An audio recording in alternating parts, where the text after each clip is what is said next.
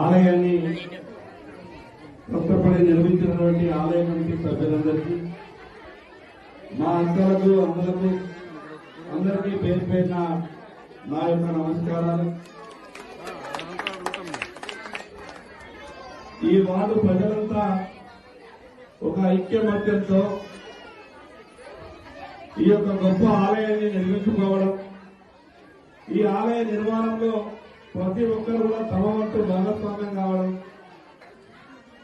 ఇంతకుముందు ప్రవీణ్ గారు చెప్పినట్టు ఆదిలాబాద్ లో నేను ఎమ్మెల్యే అయిన తర్వాత ఇది 14వ ఆలయం అన్నమాట.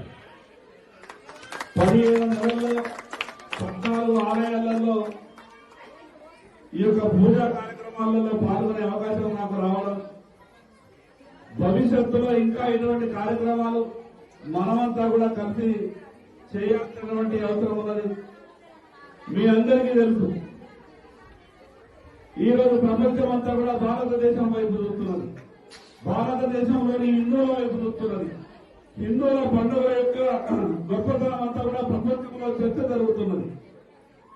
సనాతన ధర్మం గురించి ప్రపంచం మీద మొత్తం మీద కూడా రీసెర్చ్ జరుగుతున్నది. మరి ఇటువంటి గొప్ప హిందూ ధర్మం మనమందరం కూడా పుట్టున్నాం, పూర్వజన్మలో చేసుకున్నటువంటి మనందరి సుఖంగా కూడా మనం భావించాల్సి ఉంటుంది. మనమంతా కూడా సహజంగా అన్ని సందర్భాల్లో మాట్లాడుకుంటాం.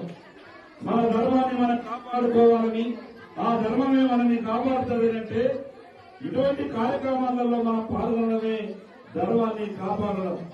మిగతా వ్యక్తుల గురించి నేను మాట్లాడ, కానీ కొందరిని చూసి మనం కొన్ని నేర్చుకోవాల్సినటువంటి అవసరం ఉన్నది. ఈ సమాజంలో మన ఐక్యత చాలా అవసరం.